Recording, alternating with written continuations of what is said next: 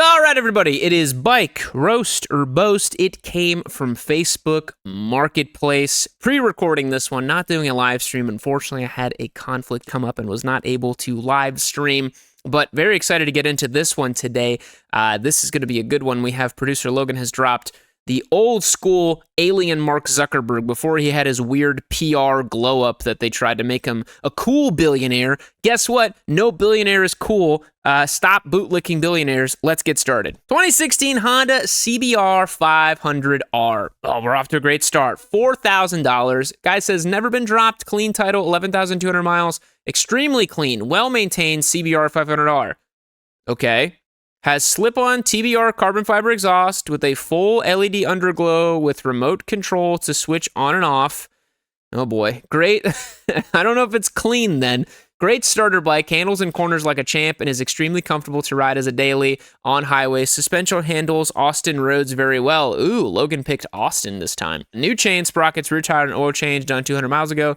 Decals can be removed to reveal a silver layer, but they can also be completely removed if you want to restore the bike's original look. Let's take a gander. Oh, Jesus Christ. I don't want to yuck anyone's yum, but oh my God. CBR 500R owners are just a plague upon this earth. You're a plague upon this earth, dude. Why on... I wasn't going to say, why would you modify a bike like this? But I just want to tell you guys, I really want to stress to you that when you modify a bike to look like this, you make it harder to resell and you make it harder for people to be interested in it. And there's nothing wrong with modifying your bike. If you want to turn your bike into an LED underglow weird monstrosity that probably isn't even street legal, to be honest, with the way that this is set up. Like, there's no way this going down the road is legal, right? I mean, look at this. You got pink and purple and red just flowing off of this thing. There has to be some ordinance that this is not allowed, right? Yeah, for me personally, I would never do these mods. So we'll take it at face value. Okay, $4,000, 11,200 miles. He says it's extremely clean. He did all the stuff. It does look, I'm having to look past these decals and this underglow and this Chinesium exhaust. I see a pretty good beginner bike here. You know, I see a bike that you can probably just cut all those LED lights off or just turn them off and restore dignity to your ride. And then just kind of go from there. I think there's a decent beginner bike here. You could probably talk this guy down to like $3,500. And that's a pretty good bike for the money. $3,500 for a little CBR 500 that you can kind of take the decals off. You know, spend an afternoon, take all the stickers off, take the LED off, and you're basically there for a decent bike. So this one, you know what? The more I look at it, the more I'm like, I can forgive some of the ridiculousness. This photo is just atrocious, but underneath it, I do see a little beginner bike that can certainly be pretty good. Let's rate it a 6 out of 10 and keep it moving. All right, 94 Sportster 1200 for $3,200. That's not a lot of money. 94 Harley Sportster with a 1250 big bore kit on it. That's pretty cool. We have to see receipts for a proper service done for that. Because if somebody did that on the backyard, that's not going to be good. 7,200 miles, that's not much. 5-speed transmission with Barnett clutch and easy pull lever. 2 sets of tins for it. The custom painted set and the gray set. Yes, I have the matching fender. Bike has integral crash cage inside rear fender with 12 titanium scrape plate LED brake light, blah, blah, blah, blah, blah. Starts right up even on cold days. Bike is loud and ready to rip or stunt. Have a lot of extra parts to go with it. Also prices OBO and open to trades. Clean title. Man, it's crazy. He's open to trades and OBO and all that at $3,200. I mean, I don't think you're going to have much trouble moving a Sportster for $3,200. Those pipes look very loud. Probably very loud bike. The 1250 is a loud. We had a Harley Sportster 883 that we converted to a 1250. I think that was back in 21 or 2020. I can't remember. And that was a hoot. It absolutely should not have ripped as hard as it did. And it was this raucous, rowdy, crazy thing.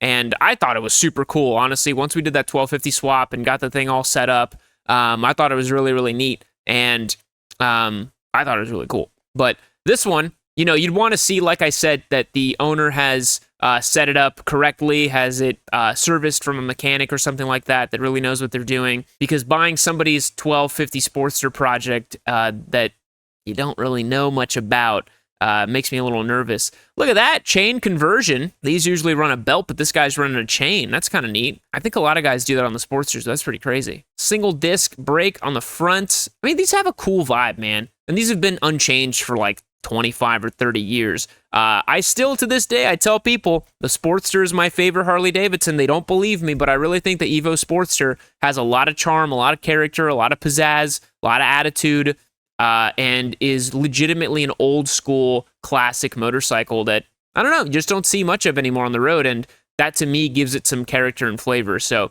I like this one. I think the price is really good too. $3,200, and he's willing to go down on it. Dude, get this bike for $2,500 then and call it a day. That's a fantastic bike for $2,500. That's nothing for that bike. So yeah, I'll rate this one a 7 out of 10. Pretty good. Always got the stunt bars on there. He was trying to stunt it. I see the grip tape. I see the bars. Those are stunt bars, boys. All right, 2021 Ice Bear Mad Dog, $1,000. Works good and fine. Only needs new gas cap. 7,100 miles. 7,100 miles on that? That's a lot of miles for that little thing, man. This guy commuted with this thing. $1,000 for this, huh? And it needs a gas cap. See, you can't trust this guy. He doesn't have his garage painted on the inside. Can't trust a guy like that. You can't trust somebody who doesn't have the garage painted, man. Just skeeves me out. And he's got this kind of van.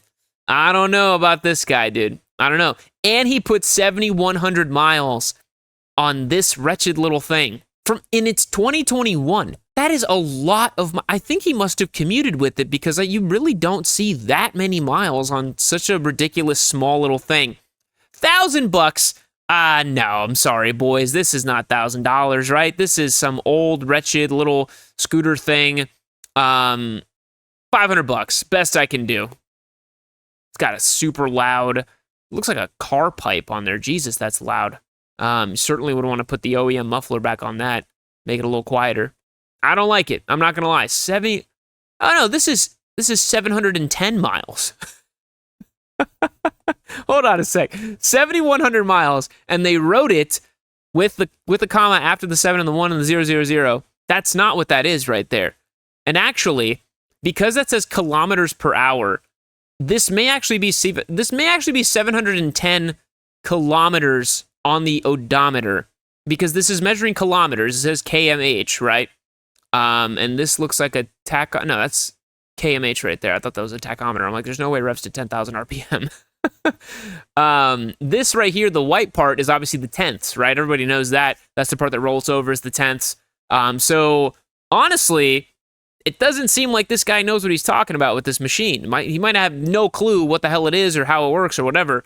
Offer him $200 for it, you know? I think that's 710 kilometers, not miles. So our friend may be a little confused here. You do need a gas cap for that. You will have to find some sort of replacement for that. This one, at the price, I'm going to rate it like a 4 out of 10, and I'm going to rate it a 2 out of 10 for owner confusion. Moving on.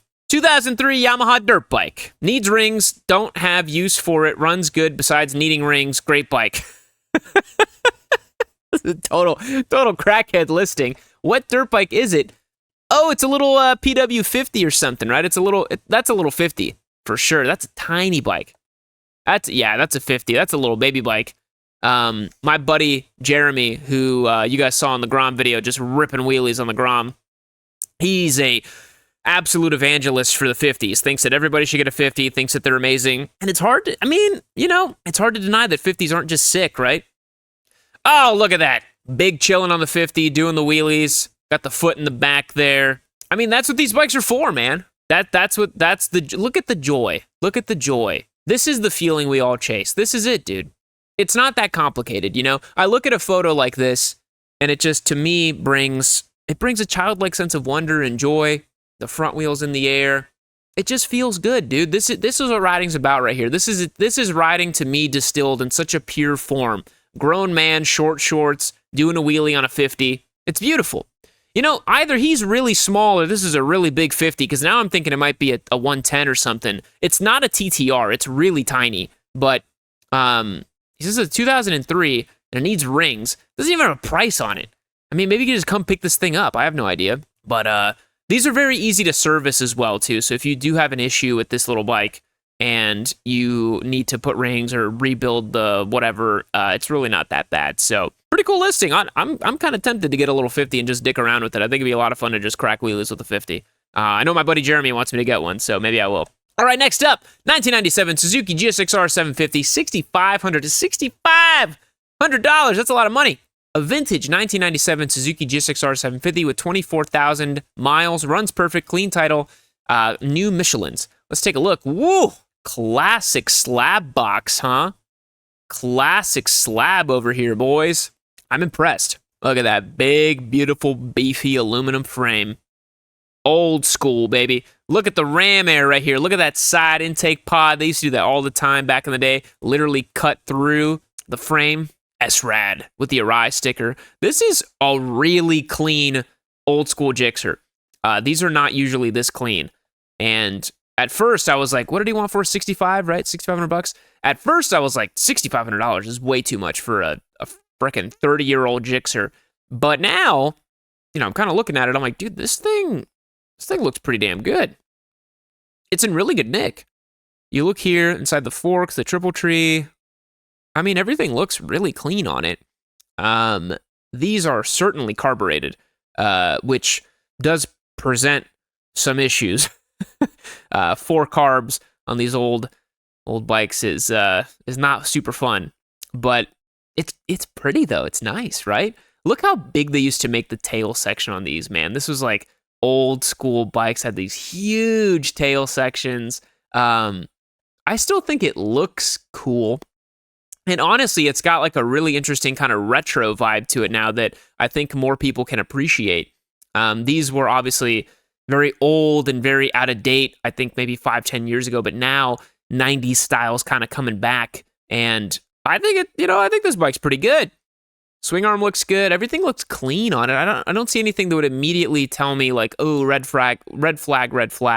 To me, it looks just like a nice, clean, old school Gixxer. I'm gonna rate this one an 8 out of 10. I like it. Let's keep it moving. All right, 2019 Moto Guzzi V7 III for $6,000. This fella says, looking to sell my beautiful 2019 Moto Guzzi V7 III Special in mint condition. This motorcycle is garage kept and meticulously maintained with only 2,300 miles on it.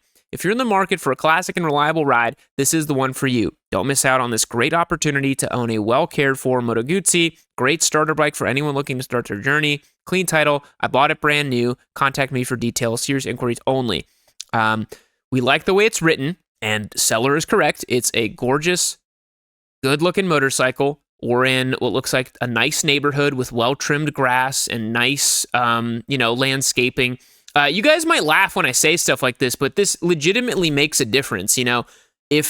Typically on these listings, people will post up in front of their house and take the photo, right? If you notice in the photo that they have a super unclean garage, or their yard looks like garbage, or their house looks like it's in tatters, that will tell you about the state of the motorcycle as well, too, because people often will take care of their homes similar to how they take care of everything else. So if you see a nice, well-maintained home, you can probably rest assured that it's a nice, well-maintained motorcycle as well, too. So that's why I say, maybe you think I'm old and I'm a boomer, but stuff like this matters to me, seeing where the bike came from, the overall picture of it, especially if you're going to buy something used. This bike clearly is in great condition. It basically looks like a showroom Moto Guzzi. It looks very minimally modified too. Looks like he just put maybe some different grips on it and a windshield, but that's basically it. And these Guzzis are cool, man. They're kind of like weirdo Triumph Bonnevilles, I never really got the Guzzi thing. They're really not for me, but I know that people love them, and I know they think they're so interesting and cool. And, if this is your bag, this is a great one to get. I mean, $6,000 gets it done. This guy wrote the listing in correct full sentences with capitalization and periods and punctuation. I think if you're in market, this is a great one, right? This is a really, really good buy.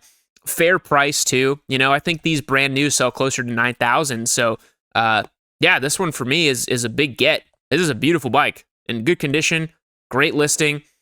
This is the ones you want to look for, boys. These are the ones you want to look for. Don't settle for the ones with the LED lighting and the crazy crap and all that stuff all over them. These are the ones you want to look for sure. So this one, to me, very much Yam approved. Beautiful bike, beautiful listing. You love to see it. We're going to rate it a 9 out of 10. Keep it moving. 2010 generic Jackal 150, free. It's free. Stripped and chopped Jackal 150S, as is. No title, not running, needs spark plug, carb clean, brake fluid, no rear seat, wood piece. Fun when running, will need new tires and actual cushioned seat for anything more than neighborhood cruising. No trades, no hablo español. He must have had quite a few Spanish tire kickers, unfortunately for him. Oh my goodness. Look at this big fella on the Jackal. No hablo español. I could certainly feel the no hablo español energy from this gentleman right here. This looks like exactly the kind of person that would say, no hablo español. Necesitas hablar un poquito de español in Texas, mi amigo. Un poquito es necesario. All right, so this thing is just a hunk of junk. What is this image? Did he like put it in a white background? Did he like put it in Photoshop and AI crop everything else out? I think that's what he did, but I get a very good picture of what the heck this thing is. I mean, the price is right. It's free, right? I think the only other better price would be you pay me to take this crap off your hands, because to me, this is like just somebody's junk that they need to come and collect, right? Like this is, that's all this really is. I don't know anything about these Jackals. All I know is this looks like a total basket case, dude. Look at all the crap that's down here. This bike's been sitting for forever. Who knows how long it's been sitting there? Who knows the story behind this thing? I mean, it's a 2010, and it's this like weird scooter looking thing. That was 15 years ago. Who knows when it last ran, you know? I think this one for me is going to be a hard pass. Even at free, even free.com over here, I can't do it. I can't do it. If you want to pay me to take it, maybe, but I can't do it for free. No, some things are not listable even at a free level, because it's not even that desirable for this. You know, I don't even think it's like you wouldn't even want this really. So, yeah, I think we got to move on. All right, 1973 Honda CB350, $2,500. 1973 Honda CB350. That is a 52-year-old motorcycle, vintage by definition by a long shot. Driven 10,000 miles, race bike from the 70s, runs good and stops. No title due to when they built the bike back in the 70s. They welded a brace for the fairing right over the VIN. Just dropped it on the left side, so there is a scratch on the paint. $2,500. Let's take a look here. Yeah, vintage race bike, man. Drum brakes up front, super bare bones. CB350. So this was the old parallel twins, the real tiny ones, if memory serves me correctly. Or was this the tiny 4-cylinder? I can't really tell from these photos. All I can see is just the one pipe coming out the back. Oh, vintage race bike though, man. Part of it makes my heart kind of sing a little bit. We have upgraded suspension that looks more modern. We have a modern looking chain. I mean, somebody clearly vintage raced this motorcycle. I mean, it is certainly set up to go vintage racing and looks to be pretty decently well kept. The ergonomics are crazy on this thing. Look how low the seat is. And look, you almost have like a cruiser chopper thing kind of going on to look at where the handlebars are and where the seat is. And then these pegs back here. Boy, this is a very, very strange rider triangle here for this bike, kind of going upwards and away from you here, but then your feet are behind you right here. Very, very bizarre. Somebody clearly took this down to the frame and powder coated the frame and put the engine back in. The fairings look newer.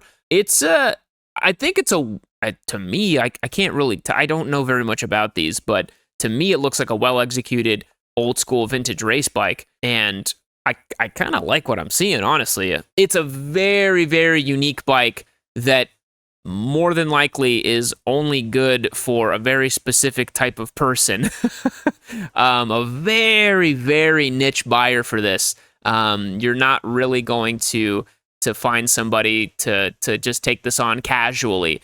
And unfortunately, a lot of people that do vintage racing and stuff like that already have their own projects, already doing their own thing. The price is really right on this, man. I mean, $2,500 for a 52-year-old race bike with all this, it's not a bad price, really. I think that you could certainly do a whole lot worse. And I don't know. I think this is an interesting bike. I don't know if I would purchase it personally, but if you had a project, you already know a lot about vintage racing, something like that, this is certainly one I would do. One thing to note, I would not buy this as a project to turn into a street bike because this has no headlight, no taillight, no indicators, no horn, just Kickstarter. I mean, there's so much that would make this a terrible, terrible street bike for the modern era, but a pretty cool bike, and I think we're going to rate this one a 7 out of 10, and let's keep it moving. All right, 1983 Honda VF750F Interceptor, $2,690. Kind of a strange price. Up for sale is my 1983 Honda VF750F Interceptor, a rare and iconic V4 muscle bike that's sure to turn heads. With its sleek aerodynamic design and a powerful 748cc V4 engine, this bike is a blast to ride. 6-speed transmission, dual disc brakes, and a comfortable upright riding position. The VF750 is perfect for cruising or carving up twisty roads. Well-maintained, excellent condition for its age, only 10,000 miles on the clock. Don't miss your chance to own a piece of motorcycle history. So 1983, 42 years ago, pretty old machine. Pretty old machine. Let's take a look. It's in good shape, though. It's in good shape. You can tell this bike it sat outside for a little bit, used for a little bit. You see the kind of orange rust here on the center stand. And the discs over here. Look at this old school setup here. Right side up forks. Super old school axially mounted calipers. Look at the trail on this thing. It feels like it's like raked out almost, doesn't it? Yeah, look at that. It looks very relaxed in terms of its turn in. I don't think this bike would turn in very quickly. I think it would certainly be more of a nice carving, easygoing kind of bike. But look at that V4. Pretty, huh? I have heard that these are a bit of a nightmare to work on, to be honest. Look at the sticker on the VIN, 1983. That's pretty sweet, man. This is kind of a time capsule, Nice view out of the cockpit here. Pretty clean. A couple nicks right there. Really nice dash on this thing. It's a beautiful V4 right here. I wonder why this guy's selling it for so cheap. We're at $2,690 for this, right? I mean, that's nothing. There must not be much of a market for this specific VFR. I can't remember if this uses a steel frame or if I think this is an aluminum frame, but this is before they use the engine as a stress member, so it's a cradle, but it's real thin. You see that? It's a real thin, spindly frame on this, but certainly a piece of motorcycling history, that's for sure. Oh, it's got a hydraulic clutch. I didn't know that. Yeah, I guess there's a reservoir right there. That makes sense. Honda was always doing this sort of stuff in the 80s and 90s, trying to make the bikes like super refined, and they added a bunch of tech and features to it. Really cool stuff. Yeah, Honda VFR, 1983. Pretty sweet ride, honestly, man. I think for the right buyer, definitely a good purchase because this one's in pretty clean spec. But again, these are kind of a pain in the butt to work on. This I think this is some sort of ancient radiator right here, or perhaps an oil cooler. This has to be liquid cooled, right? I can't tell. Yeah, this is moving water for sure. You see this hose right here. This is definitely just a really tiny radiator moving water over here, water cooled. Yeah, this is not an oil cooler. I thought it was for a second, but it's not. But yeah, really cool bike, man. Beautiful blue, nice classic Honda. You gotta love it. All right, boys, that's the last one for today, the Honda VFR 1983. Thanks so much for tuning in to the It Came From Marketplace video. Apologies that we couldn't do this as a live stream. Had a last-minute conflict that did not allow me to live stream. Make sure you check out the website at yamanoob.co if you want to join up and participate on these, ask me questions, hang out with us. We got a lot of cool new stuff happening later in this year. In the next couple of months, we have a bunch of brand new giveaway bikes coming out, lots of cool stuff. The new Honda coming out in April. We got another bike in May. I have pre-orders and deposits on freaking Panigale V2, CF Moto 675, R9, all the latest and greatest stuff. The new Hornets, both the 750 and the 1000. I have pre-orders and deposits on both of those as well, too. So as soon as those bikes come available, I'm getting them. I'm giving them away. It's going to be an awesome time here in 2025. Thanks so much for checking out today's video. We'll catch you all in the next one. See you later.